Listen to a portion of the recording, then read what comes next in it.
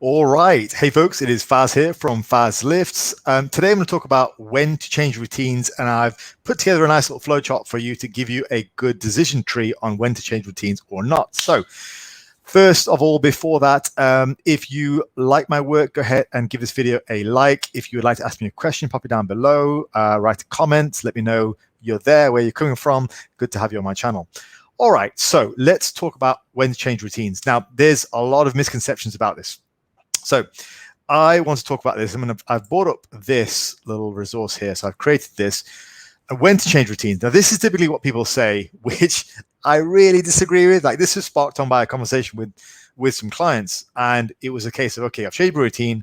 What am I going to do now? And they're new clients. They didn't really know how I operate. So what the focus is. So let's crack on. Now, firstly, there's this idea that once you've done a routine, you need to do a new one. Like, that's just not the case. That we don't just run routines so that we can finish them and move on to the next thing. We run routines to make those delicious gains. We don't run the routine just to tick it off the box and say that we've run the routine. That is not what we do. We do it for a purpose. We are in the gym for a purpose. Are we or are we not, people?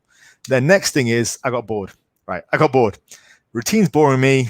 Are you making gains? I'm making loads of gains, killing it. People are saying I look amazing. I look like an absolute Adonis, but I'm getting bored. Well, you know what? Give your head a wobble, because we're in the gym to make some progress.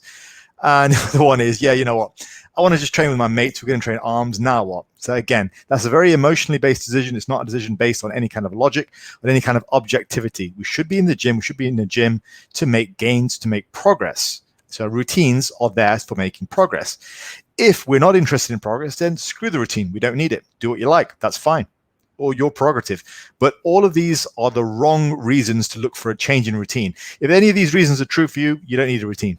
Okay? Just go in the gym, have fun. None of this stuff applies to you. All right. So what I've created for you guys is a decision tree based on why you might want to change routines. So this is kind of the thought process that I go through. Here we go. So first of all, quite difficult to see, but I'm going to talk you through it. So first of all, the routine change. Are you progressing? Right. So if you're not progressing, before we do anything, we need to check off some basic factors. All right. Because if we don't have these basic factors in check, it doesn't matter what routine you move to, you're still not going to make progress. So basic stuff. Are you getting enough protein? Now, this is really ground level zero, number one thing you got to check off. Are you getting enough protein? Now, roughly for a minimum amount, I'm looking for about 0.8 grams per pound, something like 1.6 grams per kilo of body weight. All right, that's roughly what I'm looking for. Anything far less than that, and you're really compromising your muscle growth, because your body's just not going to be able to create enough muscle tissue from the protein it's eating. Next thing, are you actually sleeping well enough? Are you getting those 6+ hours of sleep per night, which you need, not just for your gains, but also for your physical and mental health? Like, that is huge. I've had my issues with sleep before, and I've talked about that with some of my clients. I've had my issues with sleep. Getting my sleep in check has been one of the major focuses for the last few years for me, and I've done quite well in getting that done now. I do still have my off days, but that is more than enough good to make me some gains. So roughly getting about 6+ hours per night. More would be better. Very few. There's always that one person in the comments who's going to say, well, sleeping too much is bad for you as well. Well, come on, guys. It's 2021. Who on earth gets the luxury of sleeping too much? Most of the time, we just need to get enough sleeping. And finally, there in the basic factors, are you following a well-established routine with enough volume, frequency, and are you actually training hard? If you can answer no to any of those, go and sort that out first of all. We don't progress any further.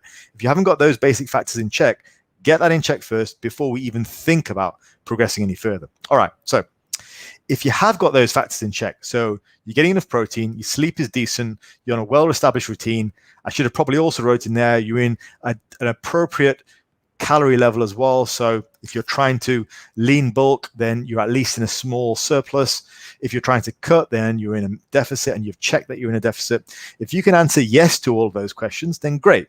Let's go on to the next question. Here's the question which determines really whether we're going to be at the end of the game actually changing routine or not. So do you feel recovered? That's the big question. If you feel recovered, then that's when you might actually need to change routines or add some volume. So if you are not progressing, you've checked off all the basic factors, and you are feeling absolutely A-okay, fine as a dandy, hardly feel like you go to the gym, well, odds are you may be needing to do a little bit more, or maybe on a more challenging routine, you may just need more. And that process is iterative. Add a few sets at a time.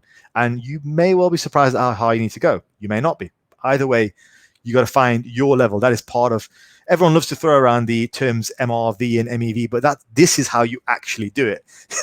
It's hilarious actually when you think about it, because MRV, which is a concept which is supposed to educate you on how to find your own maximum recoverable volume, everyone just uses the generic recommendations, which is the complete opposite of what it was actually intended with that. So anyway, this is how you actually find your MRV. You keep increasing until you start to progress, and then you stop progressing. Now, if you don't feel recovered, okay, if you are feeling achy and tired all the time and you're not progressing and you're doing all the basic stuff, then in that case, you may actually be doing too much and you might need to back off a little bit. So that is the routine change flowchart on the no side. Now, just to finish off, the routine change flowchart on the yes side, are you progressing? Yes. Then stick to your damn routine. All right, so there is no reason to change if you're progressing. Stick with it, milk it for as long as you can, giggity, and that's all you need to do.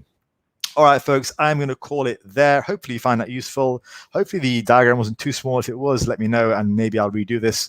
But all the best, take it easy, and see you next time.